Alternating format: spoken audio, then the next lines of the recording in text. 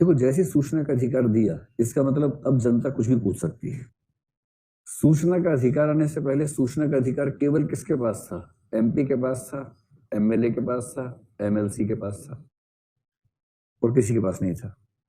थोड़ा बहुत मीडिया के जुगाड़ू लोग जो अंदर से निकाल लेते सूचना, उनके पास था। आपने संविधान तो पढ़ा ही है, आपने सुना होगा कि वो तारांकित प्रश्न क्या होता है, अतारांकित प्रश्न क्या होता है, स्टार्ट क्वेश्चन, अनस्टार्ट क्वेश्चन क्या होता है। जब आप सिविल सेवक बनेंगे ना, तो आपके जीवन का एक बहुत मुश्किल दिन आने वाला है। मेरा आया था, मैं तो कुछ ही महीने नौकरी की, उसमें वो दिन आ गया था मेरे जीवन में। उसमें क्या होता है कि पार्लियामेंट की ड्यूटी लग जाती है कि आपको उस दिन संसद में जाना है डिपार्टमेंट की तरफ से।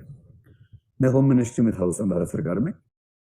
मैं तो नया नया था, अभी सीख ही रहा था, लेकिन हमारे बॉस को कोई खुंदक रही होगी, उसने मेरा नाम भेज दिया कि लोकसभा की ड्यूटी में आपको जाना है। मैं खुश था कि लोकसभा देख लूंगा इसी बहाने की, लोकसभा को देख के बड़ा मजा आएगा।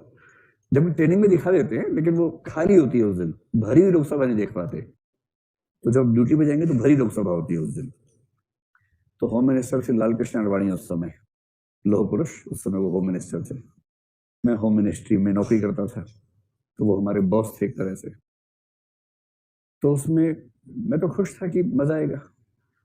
तो ड्यूटी ये होती है कि जब क्वेश्चन आवर चलता है ना, प्रश्नकाल, तो प्रश्न पूछे जाते हैं, तारांकित भी होते हैं। तो ऐसे होते से ये मान लीजिए लोकसभा में ये चेयरपर्सन बैठा है, ऐसे करके सब बैठे होते हैं, पता ही आपको, ये सत्ता पक्ष ऐसे बैठता है इस तरफ, फिर बीच का रास्ता होता है, यहाँ विपक्ष चलता रहता है। देखा ही आपने लोकसभा कैसी होती है। तो अच्छा, सिक्योरिटी वहां इतनी अच्छी है कि मैं पहली बार गया था, चलते चलते मैं अंदर ही पहुंच गया कमरे के, जहाँ सब सांसद बैठे थे। तब मैंने किसी सिक्योरिटी वाले से पूछा, मैंने कहा मैं होम मिनिस्ट्री से आया हूँ, मुझे कहाँ बैठना चाहिए। तो बोला कि आप सांसद नहीं है। मैंने कहा नहीं। आप क्या कर, फिर लेके भागा मुझे साथ में कि मर भागो यार, भागो ऐसे। तो इतनी सुरक्षा टाइट थी वहां पर।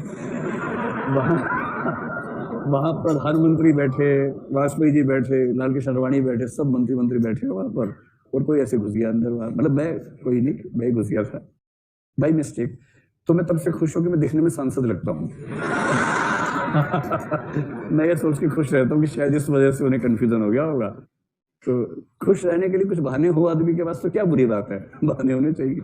बहरहाल, तो फिर उन्होंने खिड़की में बिठा दिया मुझे। ये जो है ना, ये जो मंत्री होते हैं ना, यहाँ पास में विंडो बॉक्स होता है, खिड़की में बॉक्स होता है, अच्छा होता है, ठीक से बैठने की व्यवस्था होती है वहां। वहां सभी मिनिस्ट्रीज के मतलब सीनियर ऑफिसर्स होते हैं। सिविल सर्विस में आने के बाद आप सीनियर मान लिए जाएंगे पहले दिन से ही, फिर आप जूनियर नहीं है, आप सीनियर हैं उस दिन से।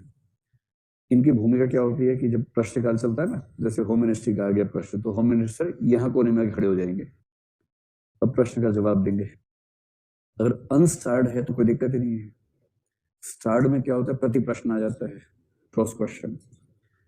और होम मिनिस्टर, मतलब किसी मिनिस्टर को कुछ पता थोड़ा ना होता है, मिनिस्टर कहां से इतना पता करेगा।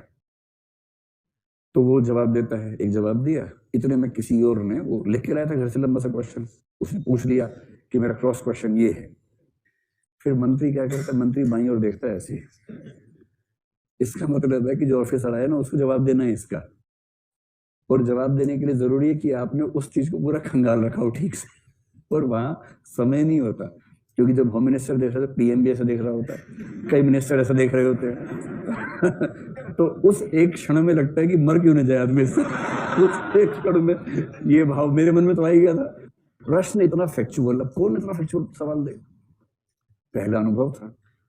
तो आडवाणी जी ऐसे देख, मैंने कहा सर 10 मिनट चाहिए इसके लिए। तो उन्हें एकदम मतलब अंगारे वाली निगाह से देखा, फिर उन्होंने कहा कि 10 मिनट रुकिए, जवाब देते हैं।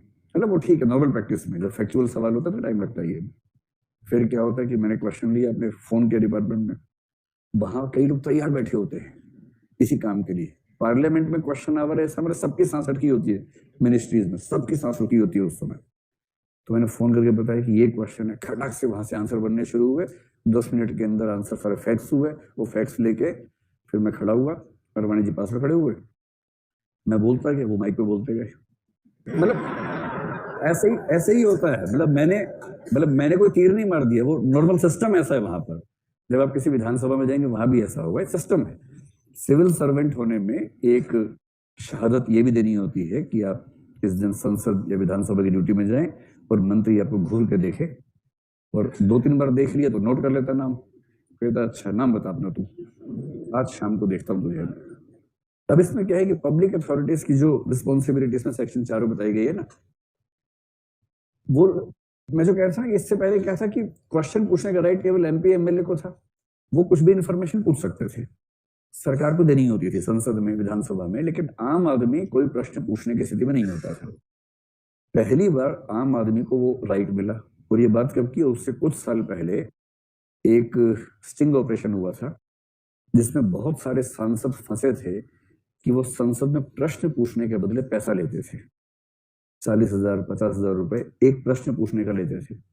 जब स्टिंग ऑपरेशन आ गया, सबसे तेज चैनल पे आया था, तो तो उसके बाद ये प्रश्न उठने लगा कि ये विशेषाधिकार क्यों सांसदों के पास है, देश की जनता को ये अधिकार क्यों नहीं है कि उसके पास खुद ही सूचना मिल जाए। तब आरटीआई की भूमिका बनी और तब एक बात ये दिमाग में आई कि जैसे ही सूचना का अधिकार देंगे, देश का हर नागरिक या बहुत सारे नागरिक चाहेंगे कि बहुत सारी सूचनाएं मंगवाएं, इतनी चिट्ठियां आएंगी कि सरकार हिल जाएगी जवाब देते देते, बाकी काम छूट जाएंगे उनके।